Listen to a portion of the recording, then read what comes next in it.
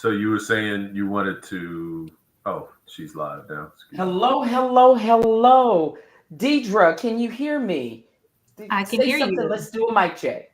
Can you hear me? Yes, I can hear you. Okay. Mark, can you hear me? Yes, I can. Can you hear me? Yes, you can. All right. So bear with me here. Guys, we are having some form of technical difficulties. Just bear with me here for a moment and we are going to get this straight. That's right. This is Martha Cooper-Hudson. You know that it is Monday, but we will bring you truly, truly an amazing conversation today. So, as I stated, just bear with me 1 second as I actually get to where I need to go.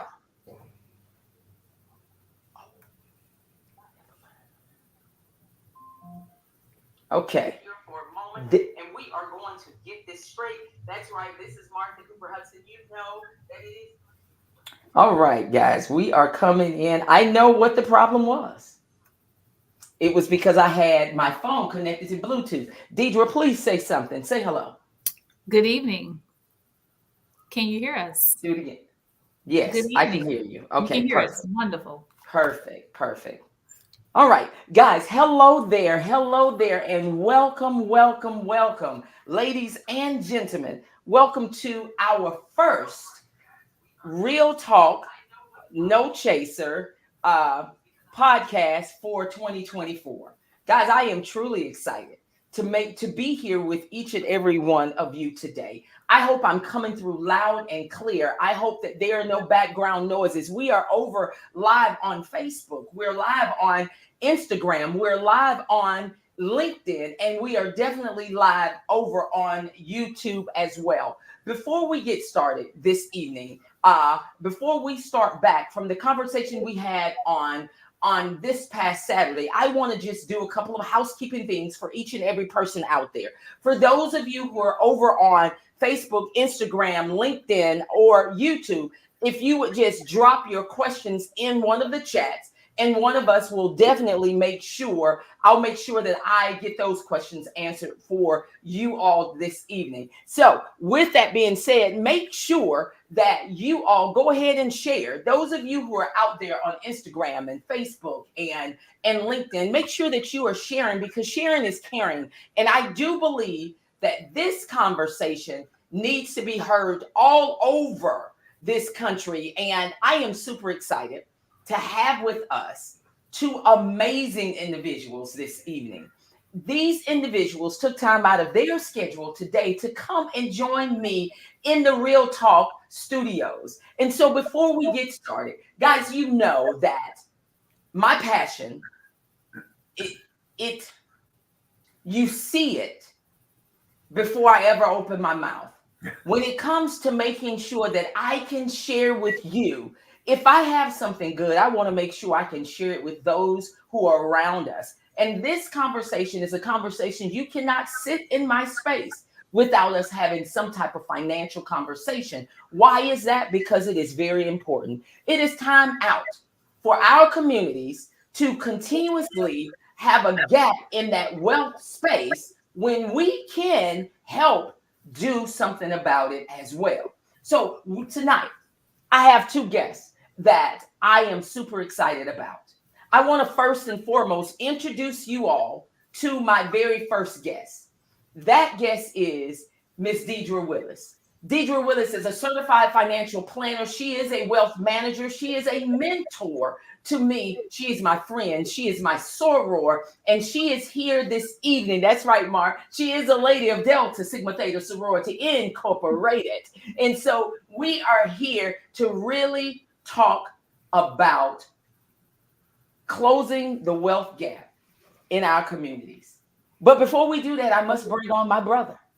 My brother, that's right, who took time out of his very busy schedule today.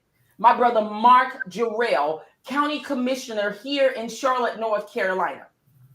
I am so excited to have not only the entrepreneur, the father, the wife, but the county commissioner here with us to share with us his knowledge in this space. And so we're going to go ahead and we're going to get started because Mark and Deidre, over the weekend, we had about 85 amazing individuals They came together. They came inside of the Harvey B. Gantt African American Center Museum, and they came together to have a real conversation. And that conversation was truly all around closing the wealth racial gap inside of our communities. And we want to continue that conversation this evening and talk about truly how we can, how that event was, and what are some of the solutions that we can make sure that we are doing in our communities to make this happen. But before we get started, I just want to make sure that I am getting a let me get a sound check out there and on Facebook, on Instagram, out there. Maisha Fizime, can you hear me? Type yes or no over in your chat. I want to make sure that we're coming through loud and clear. Gert Gansby, can you hear me out there? I want to make sure that we're coming in loud and clear. So, with that being said, it looks like we're coming through loud and clear here with each and every one. So, let us start by saying this topic is a topic, Mark, that most people run away from, that most people do not want to hear. Can you still hear me?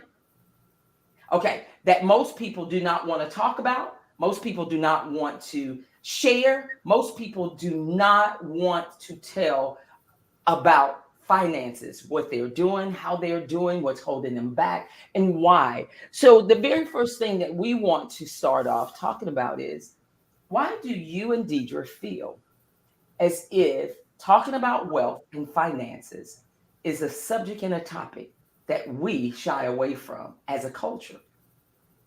Yeah, so first, let me just say thank you so much for having me and continuing this conversation. It's really important that we have these discussions, and to answer your question, to go right into it, I think one of the things is whenever we have limited knowledge in any area, it naturally causes us to want to shy away from it. And so I think in our communities, particularly in the Black community, money is something that has been taboo. You don't ask what people make, how much they make, what they do with their money, and the why. And so I see people like yourself, people like Deidre, who are out in the community and beyond, that are really trying to change that narrative. And it's it's about time that we do. We should be educating our children about how we leverage money, what it means for future generations, how generations can be impacted.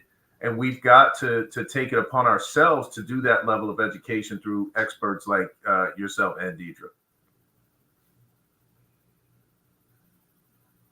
Our children about how we leverage money, what it means for future generations, how generations can be impacted.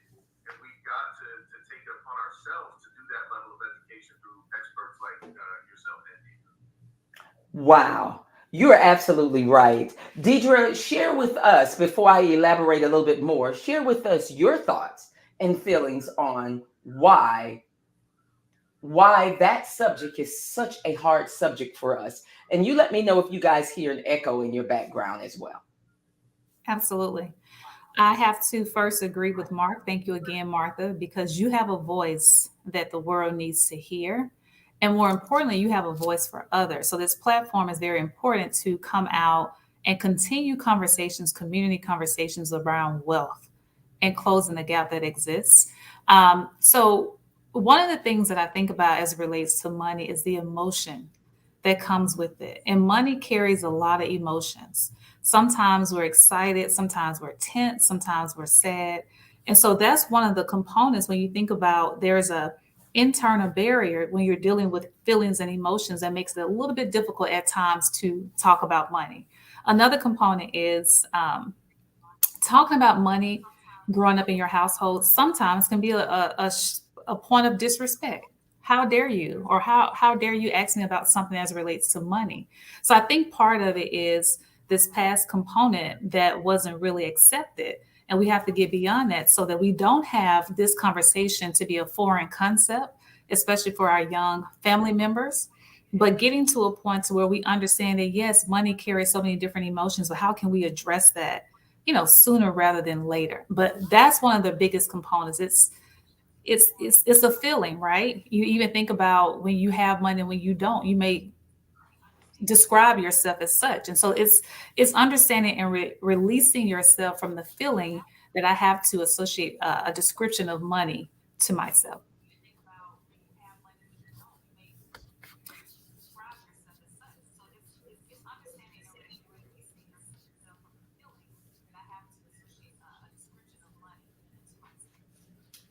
You are absolutely right. And at any given time that you can't hear me, you let me know. So we are still good, right? We can hear you. I Okay. think there's a delay on your end. There, there is a lag in this space. So just bear with us because I hear others are letting me know that there's a lag there. So with that being said, though, you're absolutely right. Our wealth and our money drive our emotions. You think about it. Emotionally, money, we're tied to money from an emotional perspective. We look at it as we are extremely happy when we have a lot, and we're extremely sad when we do not. And then there's that middle ground. And so when you start to think about those things and the emotions and the things that surround wealth and why wealth is why there's a gap in that space there, let's go back and elaborate. We started talking about this on Saturday, and those were the systematic barriers that contributed to the wealth gap in the African American communities. How do you both feel that those things can be addressed in this day and time? We'll start with you, Mark, because you had some very key, poignant points. You had some amazing points there that you shared with us on Saturday. So let's talk about those systematic barriers and how they can be addressed in this day and time. Yeah, I think that's just a great question, a great starting point, Martha. One of the things, when we look at systems and the systems that we're dealing with, we're looking at them in every facet of our lives, particularly as Black people and people of color. Um, on Saturday, I started with more of a historical context because I do think that the outcomes and disparities that we see today have all really can almost all be attributed to the impact of slavery from a historical perspective. You have a group that contributed free labor that actually built the economy of the most powerful country the world has ever seen. And that economy was built on free labor. Those individuals that built that free labor have never been able to take advantage of the economic benefits that have derived generationally.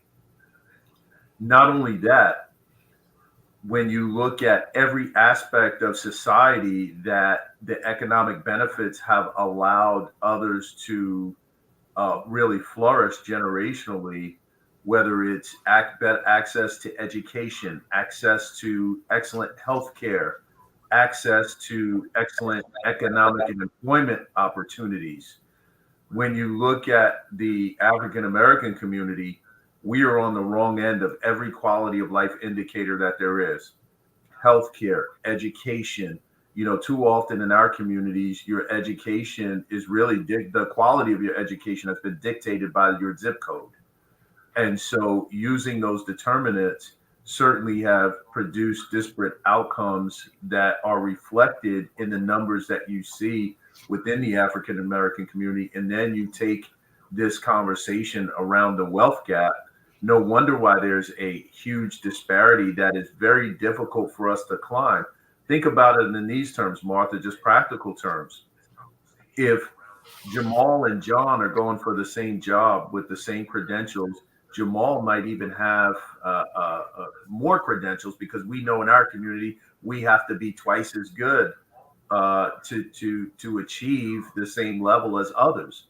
Well, Jamal, we know the data tells us that Jamal is has a higher probability of not getting employed, right? Or not getting a similar salary. The same with if you take it from a female perspective. So there are so many systems that have been put in place to really, really keep us down. And there are specific ways. I wanted to set it up before I turn it over to Deidre, and then I think we can drill down on specific ways that we can overcome the systems.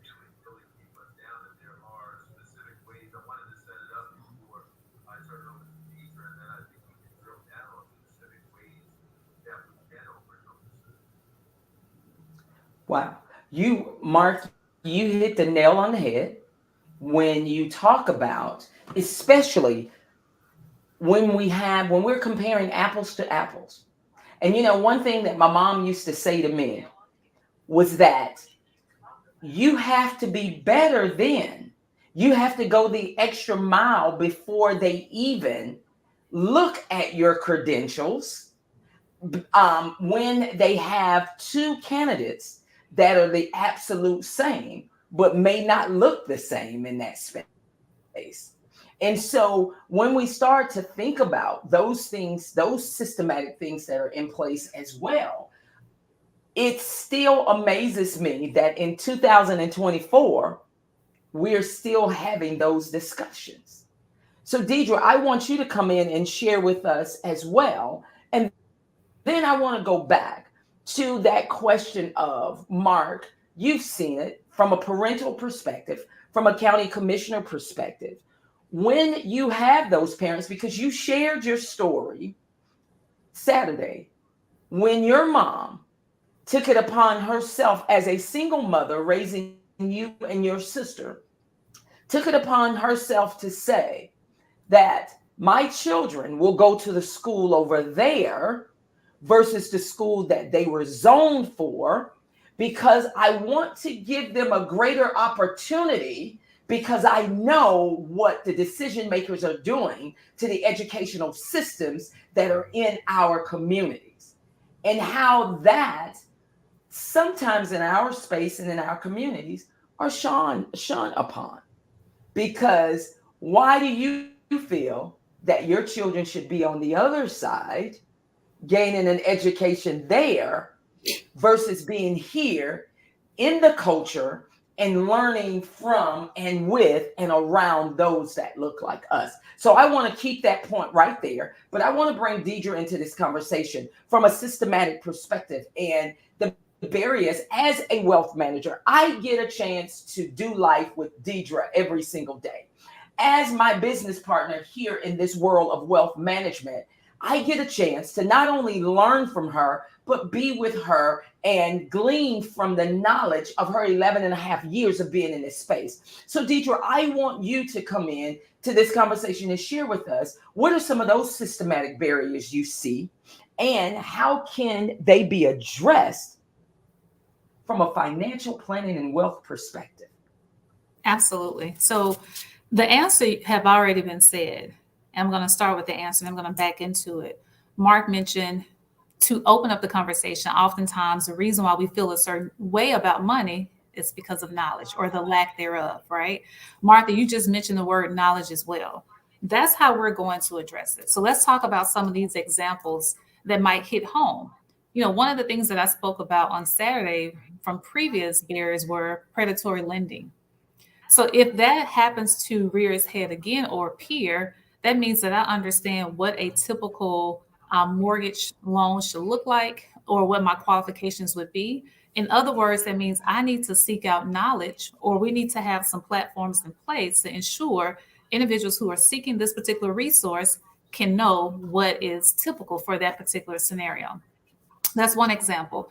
The other is we think about unequal opportunities or even limited access and resources. You have people like yourself, myself, all the advisors that were there on Saturday.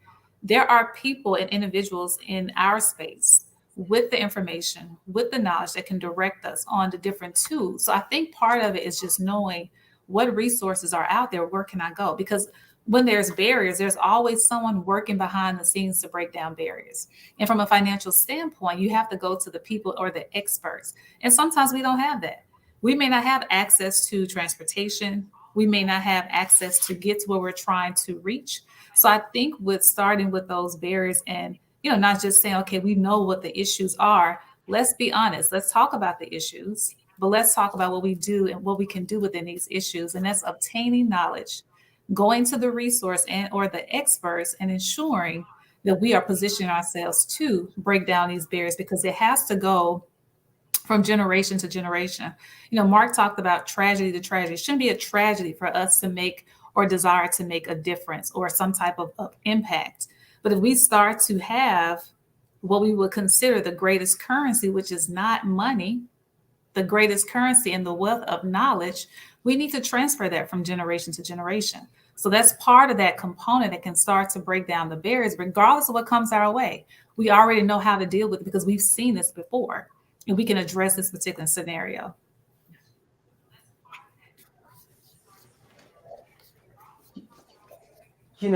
You said something. I'm getting the reverb, so I just wanted to make sure it stopped. But Deidre, you said something. One of the things that I know for sure is that knowledge is power, but applied knowledge is the bomb. And so when you know and you utilize what you know to change your lives and situations, no matter what it is, it becomes an atomic bomb in that space. But here's the thing. So many of us know. So many of us do not apply that knowledge in that space. We know that when we think about it from an educational perspective, we know that at our dinner tables, there were conversations that were not being had in our communities with our parents, with our families, because they taught us what they knew.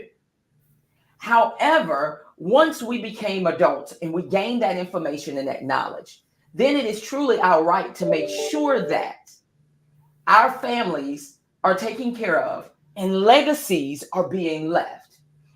Let's talk about, and Mark, I'm coming back to that question with the changing of schools, because I think that's very key and that's very critical here. But let's talk about, how do families start to build wealth? Deidre, you and I both know that most other ethnic groups starts to build wealth for a child usually at 15 days old. They start to build wealth for their children at 15 days old. When they are 15 days on this earth, the phone starts to ring and they say, hey, I want to get a whole life policy on my child so that maybe they can continue to create the wealth and that can grow from a compounded interest effect over the years. They're thinking forwardly in that space. But for our culture and community, most parents do not want to think in that space of policies even at that age because they're thinking about death for a young person versus creating wealth for that young person. Can you elaborate more in that space on the different things that we can do as individuals within our community and culture to start to gain more wealth even when they're smaller at that age? Absolutely. I want to first start with the point you made and the reason why. Because once you understand the why, I think that you have the clarity, and now you have clarity, decision making is very easy.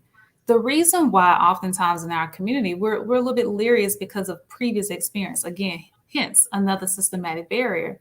But as it relates to individuals coming and sitting down, or when you think of insurance, you think about the person who may have knocked on your door and who took $3.82 from grandma or granddad, and they only had X amount. So there is a perception that have shaped what people feel and what they view. And then there's also a component of just things that have been trickled down to, oh, don't do that, don't get that, etc. I think that's part of that why. But the biggest component to that is trust. What a lot of people don't realize, when you take a look at LIMRA, which is from a life insurance perspective, the organization that do a lot of surveys independently speaking, the Black population have the most life insurance, believe it or not. And what I mean by the most is that the biggest believer. What we have discovered, however, is that the population doesn't oftentimes have the appropriate amounts. So that means you have to have the right insurance consultant, the individual who not just is going to sell you something, but is going to educate you on the best solution based on what you're seeking to accomplish. Because this is a really great solution. Is this the best solution for you? So I think that's part of that reason why. But speaking of the tools and kind of getting started early, absolutely. We see it all the time, all day, Martha, where individuals are starting to create and build wealth. And the difference and what we have to constantly do is stop carrying forth the past that wasn't serving us and shift our mindset of what we can do today, right? So if that didn't happen previously, that didn't happen. Now I have a responsibility to myself as well as to my future. What can I do differently to make sure those coming behind me are 100% successful? If that means a policy, great. If that means a savings account, wonderful. If it means a mutual fund or an index fund, amazing. But there are so many tools. When we think about transferring wealth, we have to think about the things that's going to give us an advantage intergenerationally. So I think that's part of that conversation of, hey, let's start to change our narratives so that we can have these conversations at the dinner table. Maybe somebody bring an idea of a different financial solution, or maybe we start talking through what we can do as a family to invest in a particular opportunity. Or yes, let's make sure everybody has 100% protected themselves. It's all about asset protection. Do we have the proper asset protection for our families, whether it's life insurance, whether it's securing ourselves in a sickness? What about a great opportunity that comes up? Are we prepared for it? So we start to have these conversations, even if we're not there, we're going to start to attract what we're seeking versus the reverse.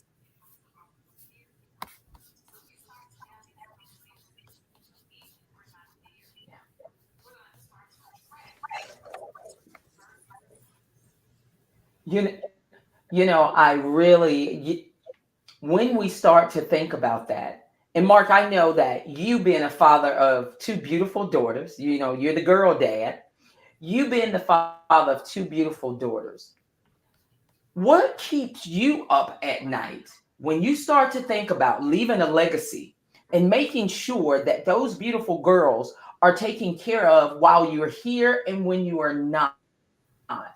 What are those things that make you pause and say, wow, I must do and I want to make sure of, so that your wife and your children and you are comfortable as you age? You're a young man like myself. We're only about 25 and holding, and we're going to hold on to that.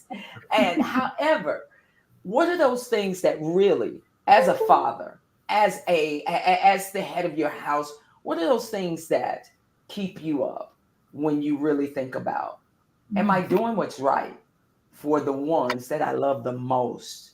And am I going to be able to transfer wealth to even my children's children afterwards? Yeah, that's such a great question. It is beautifully framed, because what keeps me up at night is not just my girls, but their children and my future generations. And so right now, because of the knowledge that I do have, I realize that I have a tremendous responsibility. And it sometimes comes across maybe as a burden, not in a negative way, but the burden to understand that I have the opportunity to really change the trajectory and destiny of future generations. And there may be folks that don't know me down the line, great grandpa Jarrell, great grandpa Mark, or whatever. But because of the decisions that I make today, it will impact future generations, 10 generations out. I want the girls specifically to be comfortable. I want them to have a high quality of life. I don't want them to essentially work themselves to death and be at the mercy of decisions of others. Because if unfortunately, people are on a course where they are leaving it up to others to determine where they live, what car they drive, how they travel, how they vacation, what opportunities that they can take advantage of, and what access. I don't want them to ever be beholding or at the mercy of others. I want them to be so financially sound that they make their own decisions, that people are coming to them. They're the shot caller. And, the financial security is just one aspect of that. Deidre hit on something that's so powerful earlier. The thing that I can do is provide this knowledge transfer, this ability to transfer knowledge that we can take advantage of as a family for future generations is really what's going to set us on a different course. But I do have to, as they are 9 and 13, I have to make sure that we are having those conversations at dinner. They do understand what the game plan is. That's what my mother did for me. We have a game plan to get out of the projects, okay? And we all have to lean in, and there's going to take tremendous sacrifices, and it's scary. Um, but it's something that we can do. Unfortunately, as African Americans, we also have other burdens and other things in orbit that we are competing that's competing with our time and our priorities. But it's up to us to really prioritize this notion around financial security, generational wealth, because it really is bigger than us, and it will carry on way long after we're gone.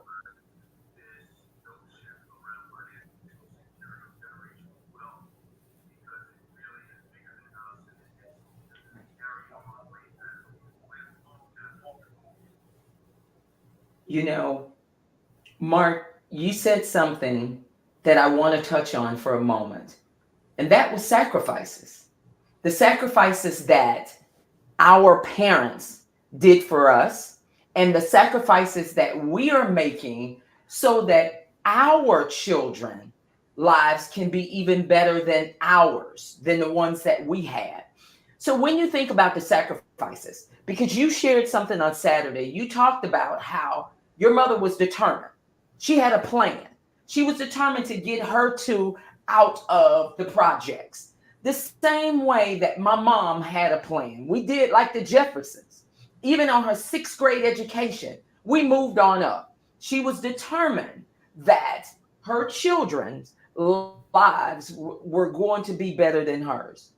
When you talked about your mom making that decision to go back to nursing school, to become a nurse practitioner, to make sure that you all had the highest level of education that you possibly can, to put you on a bus and bus you all the way across town on the city transit, to make sure that the bus driver knew these two are mine. They will get on this bus every day, and you make sure that they are there because she had something greater in mind for you and your sister. Share with us why sometimes, now it's not all the time, but why sometimes, Deidre and Mark, do you feel as if sacrifices are not being made as much as they used to during our times and then today's time?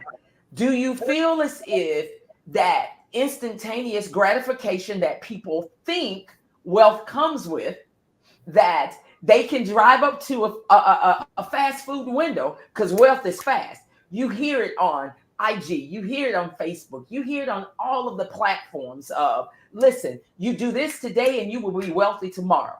Wealth is a process. It is a process that takes time to build and earn. And as I tell my kids often, anything that came easy, it will never last. Anything that lasts, it never came easy. So let's talk about that process in which it takes to build wealth, the patience that you need, the consistency that you need, and that small steps usually yield large returns if you set it, forget it, and really let it move forward the way that it should. So, Deidre, I'm going to toss that over to you. Share with us your thoughts in that place. I think there's two components. Yes, we want it today. Oftentimes we want it in an instance, and we're willing to forego future for now. One of the things that I love to say, which I know is true in the simplest of forms, if we don't pay ourselves and we're constantly paying everyone else, right? Whether it's consuming in shoes or apparel, et cetera, or we're paying for services, things that make us feel good, we would never get paid. If we don't pay ourselves, who's paying for our future, right?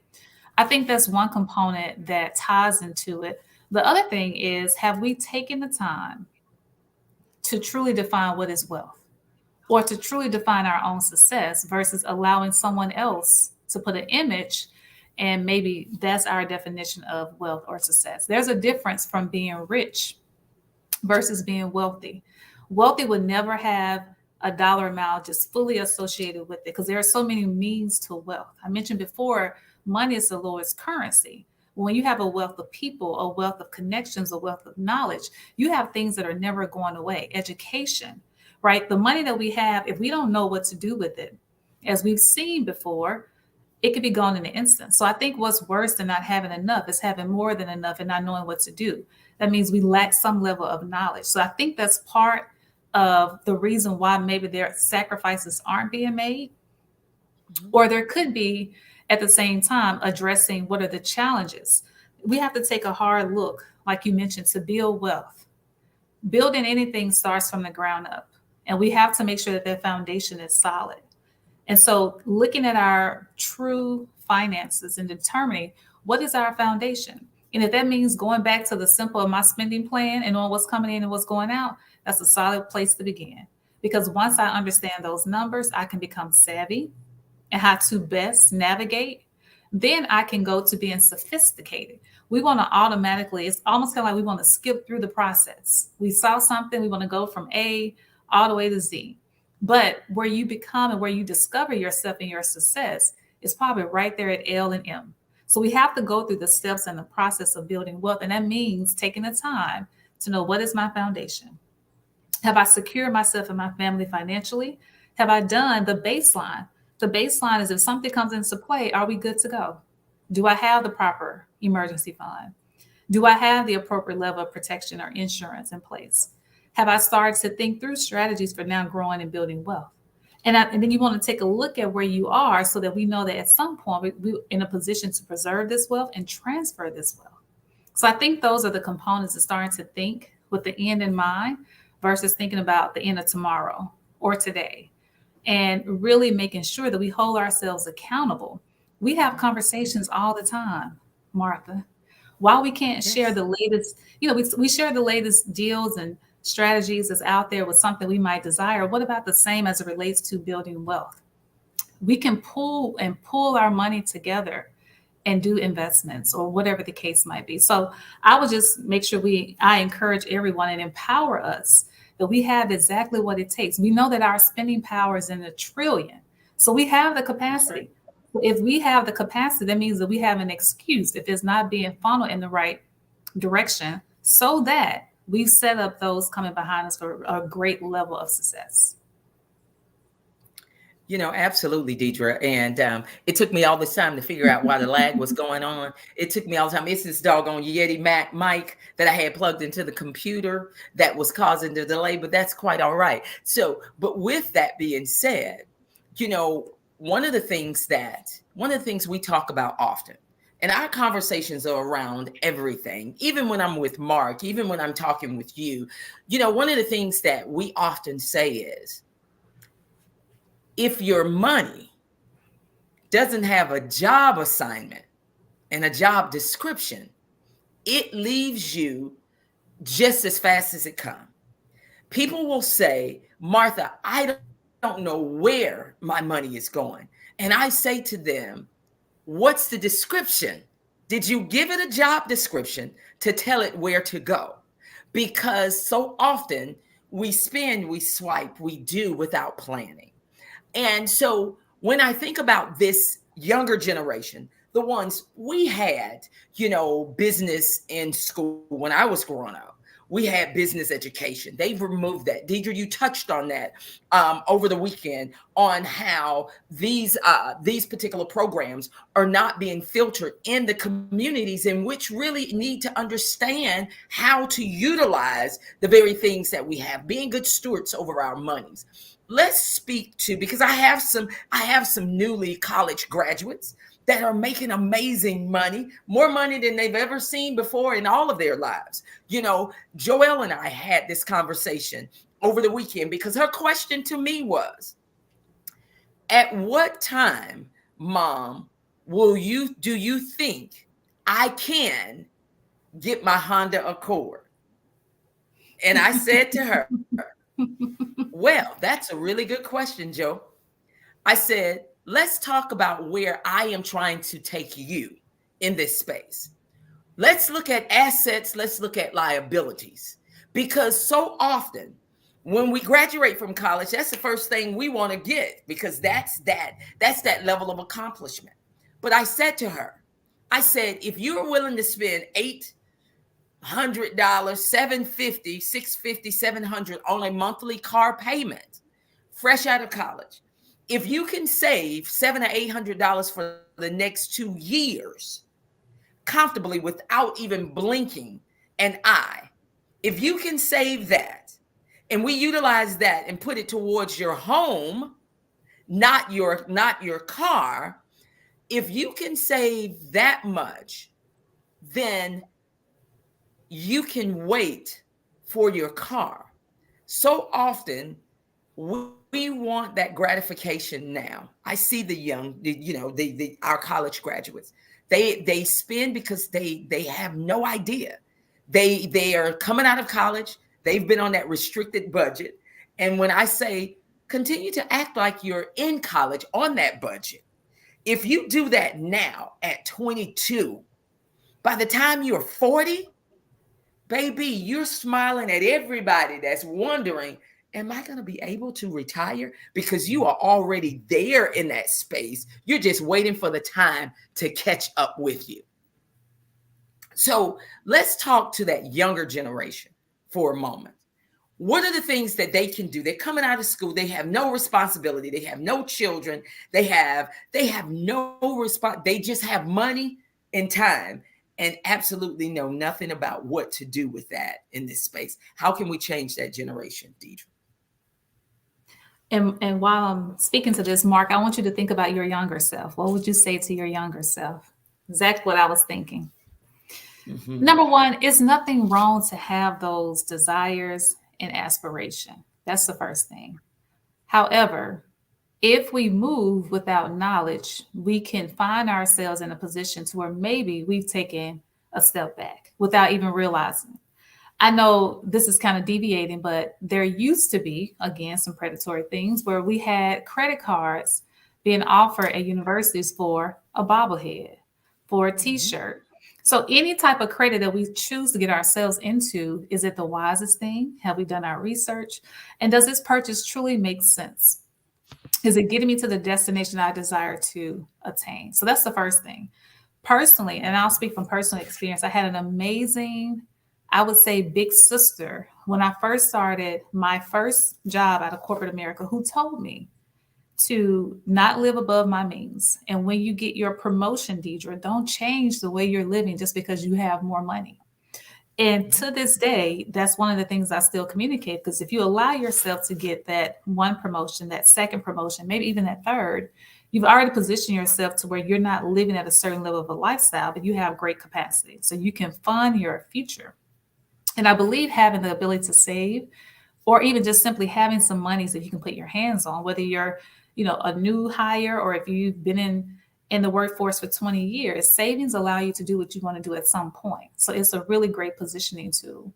And we want to be mindful of making purchases that's going to take us outside of our comfort level, because where we are today, we won't be there forever. And it's hard, realistically speaking, to be 22 and think about what you're doing at 32, right? But if we can start to just think maybe 5 years down the road, and then maybe another 5 years down the road, Your older self are going to have some desires and expectations.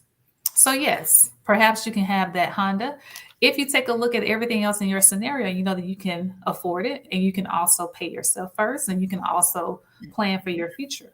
So those would be some of the things that I would say, is to not necessarily think that you can't, but what mindset do I need to have so that I can, but at the same time, I am still my number one creditor and I'm paying myself first.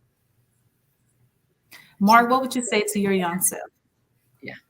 Wow, Mark, to what would you say? my young self, I'll tell you, I would say number one, listen. In college, I would have really listened and understood that credit cards were my enemy while I was in school. And, make wise decisions around, the opportunity when you have no credit and credit's coming at you, and you have the opportunity to build credit. Today, I understand that if you can leverage your credit to really get you in a position to take advantage of opportunities to continue to grow your wealth. The other thing I would say, the party isn't as important as I thought it was. I could have taken a lot of those opportunities to really, really work on myself. I would tell my younger self to start a business, to get into the mode of an entrepreneurial mind early on, to find that niche, and also to save, without a doubt. Find multiple streams of income, leverage those streams of income to save, so that while I was running around at 24, at 44, I could have sat down. Yeah. No, you said something very key. When you think back on the mistakes that we made in our younger selves, my mom always said to me, having good credit was like having $1 million in the bank. Now, she didn't tell me why. She just said, if you had good credit, it's like having $1 million in the bank. It wasn't until those credit cards and those bobbleheads and I could sign up. I was, wait a minute, you just gave me what? And I don't have a job in this space. And it wasn't until I became an adult that I realized some of the mistakes that I made, I had to pay for, even in my early 30s, trying to get things back together so that I could do that. And if only I would have told my younger self, no, not right now. Credit is great when you use it right. It is great to be able to leverage so you can use other people's money in order to traject your financial future and to start that business, to gain a new piece of property, to buy the land, or do whatever it is that you need to do when you could leverage that great credit that you have in those spaces. Let's talk about, in these last few minutes, because I want to be respectful of everybody's time, let's talk about the transference of wealth. One of the things we know in our communities, if you want to see a fight, let someone pass away and all HE double hockey stick breaks out. And when we think about that, there are things that we can put in place right now when we are in our right mind, while we're alive and well, that allows us to be able to make sure that our wealth is not connected and not tied into probate court and the systems, by simply sitting down, talking about, and preparing for those days. Deidre and Mark, Deidre, I'll start with you. Talk about, how do we transfer wealth the right way? This is probably one of my most favorite topics. It is so powerful. Again, it goes back to what good is something that we have if we don't know what to do with it, right? And so there's a level of understanding that we have to know who to speak to and the right people to speak to. So as we start to think about the great wealth transfer. And we know that we're currently in the great wealth transfer, where wealth is being transferred primarily to women. And there is trillions of dollars that's going to transfer over the next 10 years. Number one, we have to be positioned and equipped to know what to do with that wealth when it comes. But number two, we have to ensure that we can properly hand off this wealth so that it does perpetuate. There are quite a few of unique, I would say, tools and techniques and documents to make sure that that can happen. So in the great wealth transfer, particularly what's important is to know what your desires and your goals are for the next generation. That's the first thing. And perhaps a generation after that as well. Secondly, we have to sit down with a professional who can help us put our thoughts and our voices into action through the form of documents. And that's called estate planning. So estate planning is essentially getting assets or vehicles to the right people in the right way at the right time. And the goal is to avoid costs, time, energy, efforts. And so if we could take some time to really think through what we desire, that means we have to then assess what we currently have in place. So do we have the right assets? Do we have strategic assets? There are certain assets that transfers tax-free. There are other assets that perhaps if we're charitably inclined, we need to transfer those above others. So it's starting to kind of sit down and think through what those components are and then having those conversations, because we do want to get the right assets to the right people in the right way. And I mentioned before, if we're more sophisticated or we're starting to grow and build wealth in the way, we have to take it a step further. There are different types of trusts and different types of documents that can perpetuate wealth from generation to generation to generation. And that's the way Mark mentioned before, how his grandchildren would know his name. If you think about the people who know their great grandparents or even their great grandparents, it's because perhaps they left something for them to remember by. Mm-hmm. Doesn't always have to be wealth, but they left something. And oftentimes there's a ongoing continuation of knowing who this individual is. And so we have to do our part, and we have to first start with sitting down and writing down documents, because it's clear there's no contest. And I think one of the greatest gifts that we can leave, Martha, and what we can give behind is the gift of sharing with someone what you desire for them. Right. That's good. That's good. What about you, Mark, in that space? You know, Martha, I think the way Deidre framed it, you know, I'm going to let that breathe for a second. I would say that a couple things I think about, particularly when we talk about, you know, the why. I think it's really important for us to figure out the why. For me, it is about the future, my future generations, and you know, that's a big driver for me. I think folks need to find what that driver is. What is that thing that will make you sacrifice? Mm-hmm. That goes beyond your instant gratification. You know, I think about the psychological impact of, you know, why is it that we feel like material items will fill a void when, you know, essentially people are not prepared for retirement. People don't have anything to leave for their children, but feel compelled to fill a void with instant gratification with material items now in the short term. The difference between driving a 2018 vehicle and a 2024 vehicle, is it really that much? To not have a car payment where you could take that same amount of money that you, or half of that you were going to put towards a car payment, and put it towards investing in yourself and your future generations. I think, you know, mindset is really important. The why, you know, what is that thing that makes you think beyond yourself is really important. And really doing that self-inventory to say, you know, why do I feel like I need to keep up with anyone?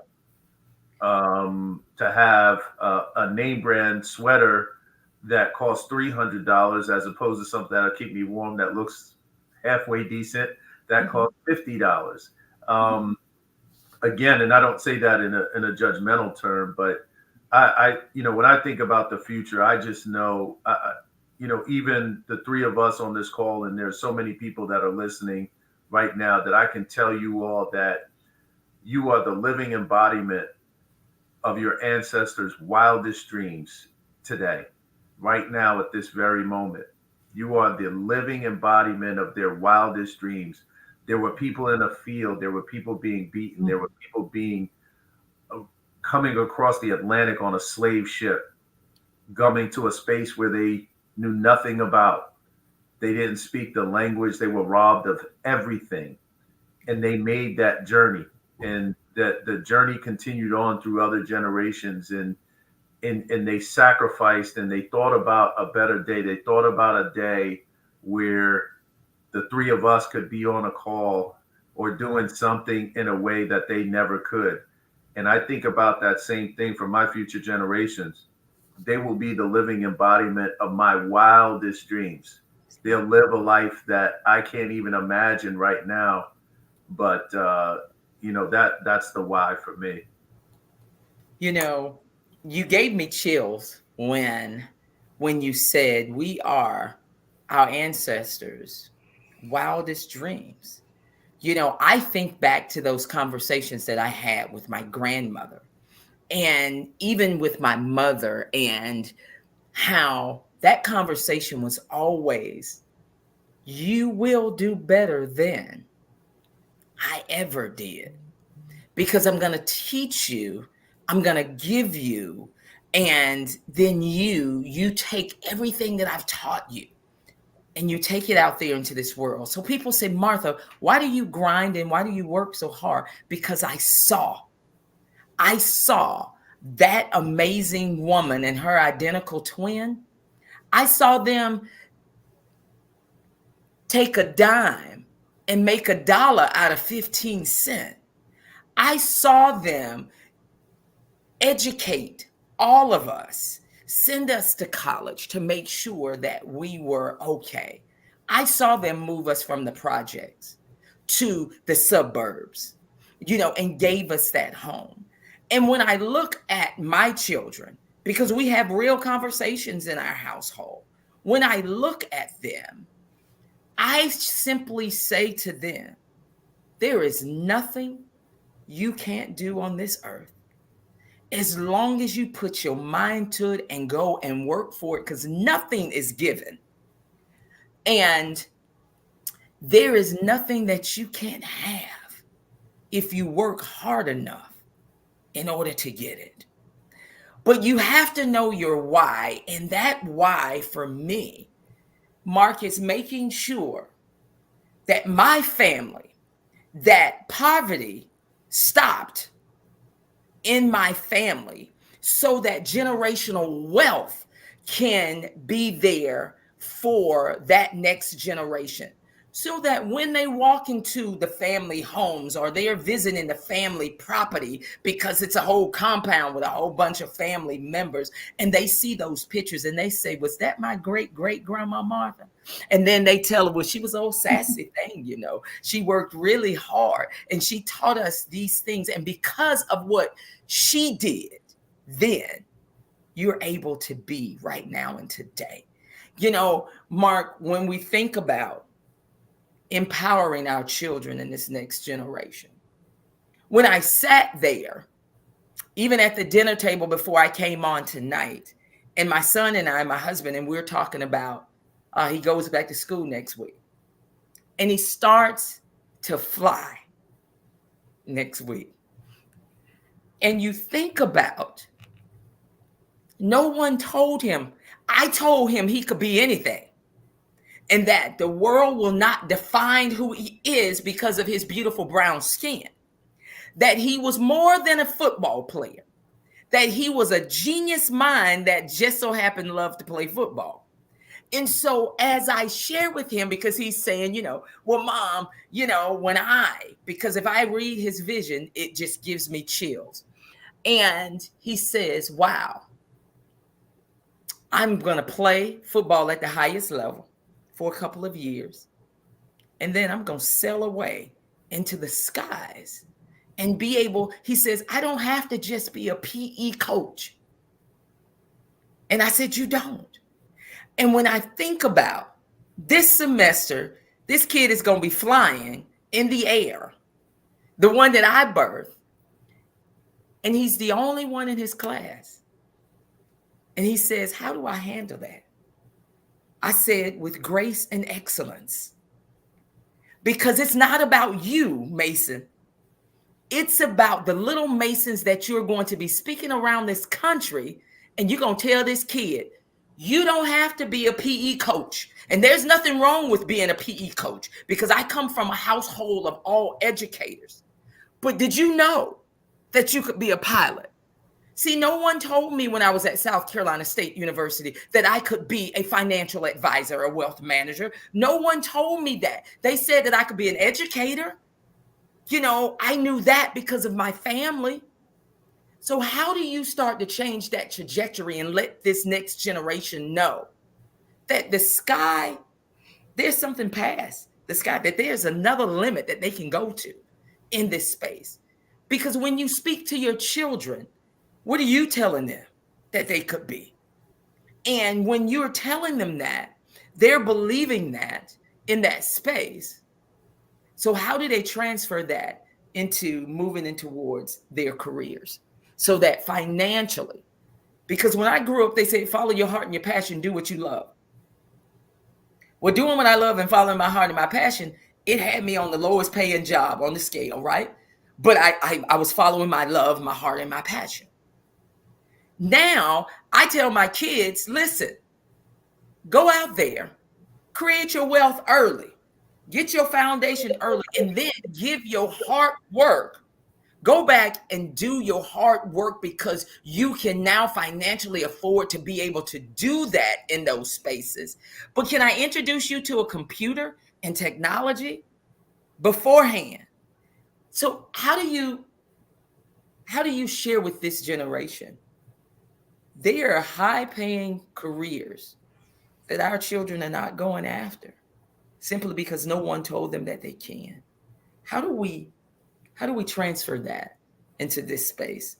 Because if you could go back 20, 30 years, would you have started out where you were, or would you have looked at another degree or major that no one told you could be a part of? Share with me on that, Mark, and then we'll move to Deidre, and then we'll close it out. Yeah, I think that's great. One of the things with this generation, they're the show me generation. And I think, particularly myself as a policymaker, I've got to make sure that we're providing opportunities and access that make sure that people have access to different pathways. We have to rethink the way we deliver our delivery systems. We have to rethink them. What worked in the 70s when I was coming through school before Deidre was born, it is not going to work now. There are so many different vehicles. We've got to make sure that they see beyond, and there's nothing wrong with sports and entertainment.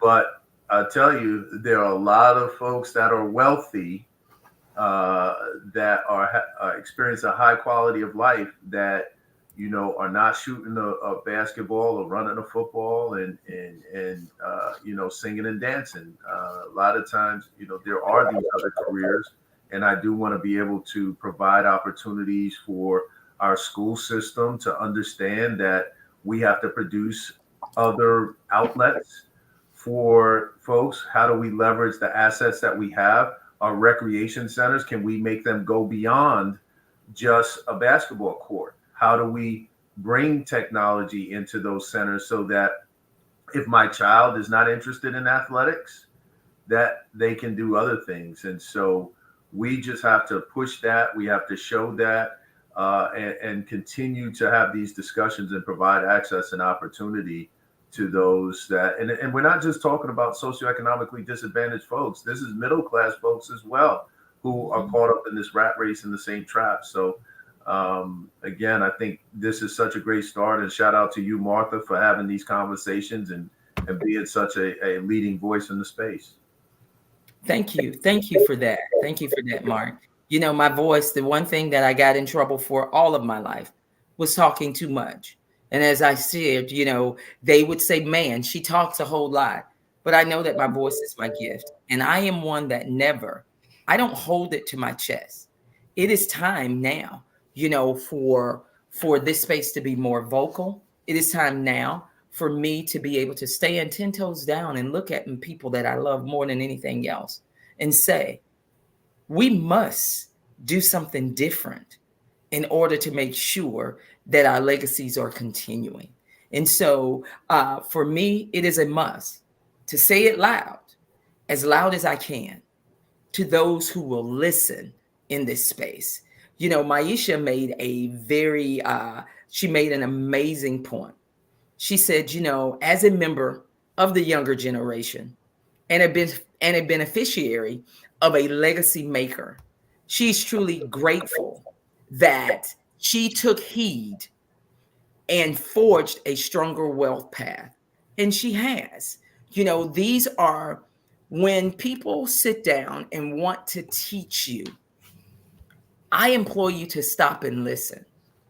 One of the things that I will say, and Deidre, and I want you to share some closing remarks with us. One of the things that I would like to say is this: he who fails to plan, plans to fail.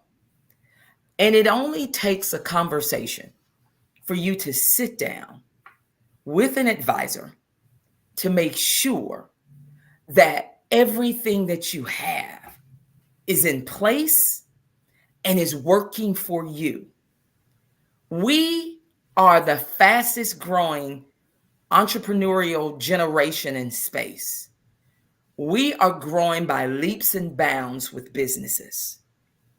We know how to work hard for every dime that we get, but we do not know how to allow our dimes to work hard for us.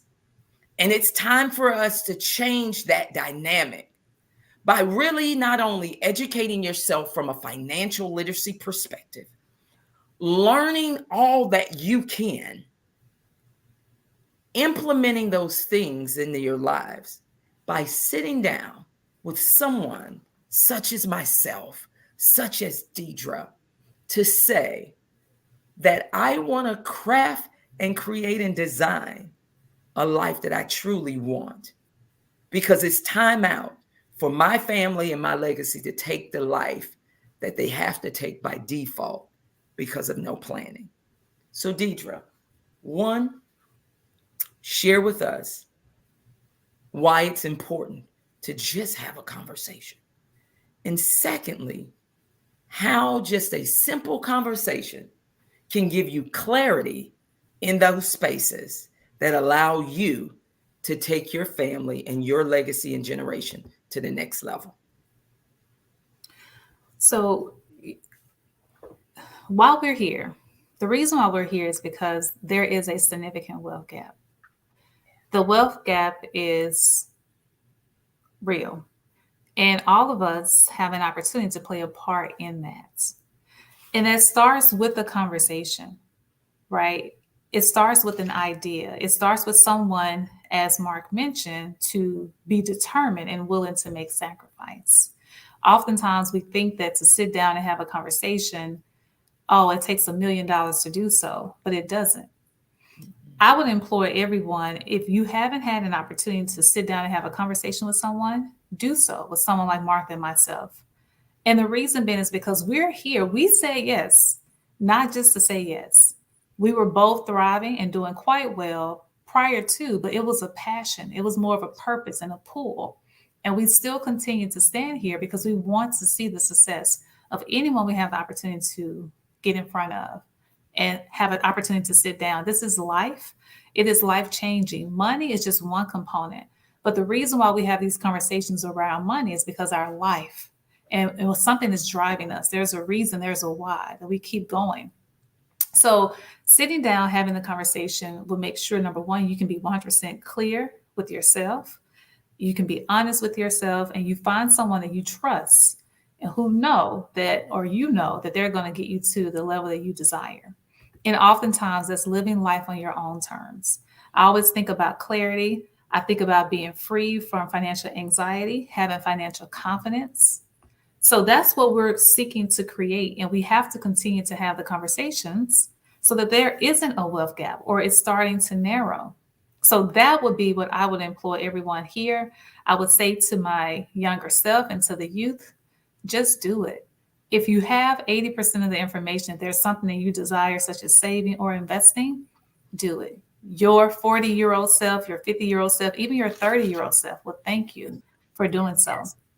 And for everybody involved in some form of community involvement, interaction in the community, whether it's an organization, sorority, fraternity, whatever the case might be, we have the ability to do activations, and we need to ensure that this is not just a conversation.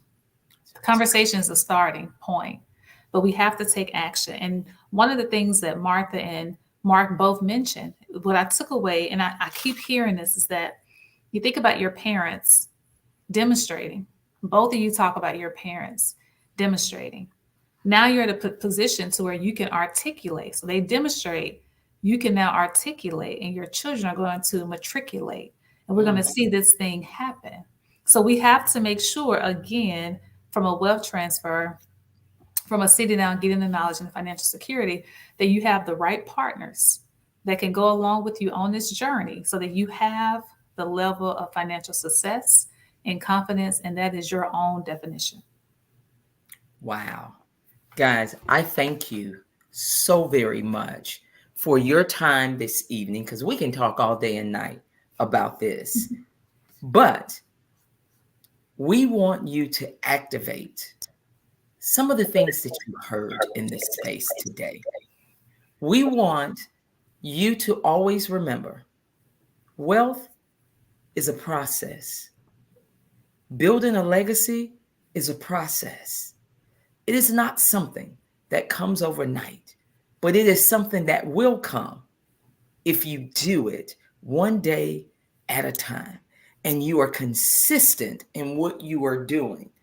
Trust and believe that your consistency will pay off. Progress over perfection will yield you a life 20 years later that you may sit back and smile at and say, I am glad that I jumped on that one Zoom, that one live that I saw Mr. Mark Jarrell and Ms. Deidre Willis and Martha Cooper-Hudson talking about closing that gap in this space. Guys, you got to do your part and make sure that you reach out. Make sure you are not afraid to have those conversations. But more than anything else, make sure that you share any of your wealth information and knowledge that you have learned. Make sure that you share that with those who you love within your circle. And make sure that you take action in this space. So guys, I thank you. Deidre and Mark, I thank you for taking time out of your busy schedule with your families, and you could be any place else, but you decided to join me tonight as we talk here on Real Talk No Chaser, as we talk here about building and closing that wealth gap within our communities. So I thank you. I thank you. And for everyone who joined in, I truly thank you from the bottom of my heart. So ladies and gentlemen, you guys have a great night. This is recorded, Ashika. I will get that out to you. Thank you, Tess, for joining. Melinda Cloud. Thank you, Gail. It was amazing seeing you. Lynette, thank you for joining in. Amber Jackson and everyone that's out there. Miss Adrienne Johnson, thank you for joining in. Can't wait till you come back on the platform. Tony Grimes, thank you for joining in tonight. Carnell Plowden, my cousin, thank you. Robert D. Plowden, his offspring, thank you for joining this evening so that we can continue to change the legacy of our last name. So be blessed. And make sure you all have a great night. Guys, thank you for coming. Bye-bye. Thank you. Peace.